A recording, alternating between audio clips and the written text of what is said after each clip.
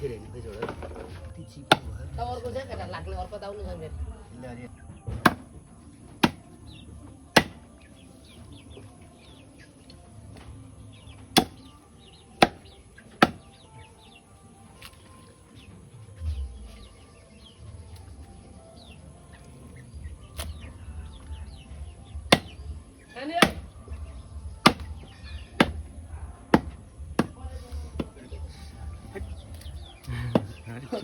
अगाडि बसेर सबै खुने खुन भयो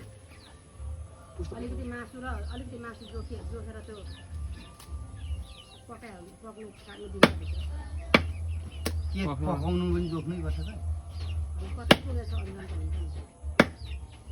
कसले ल्याउने भित्र कसले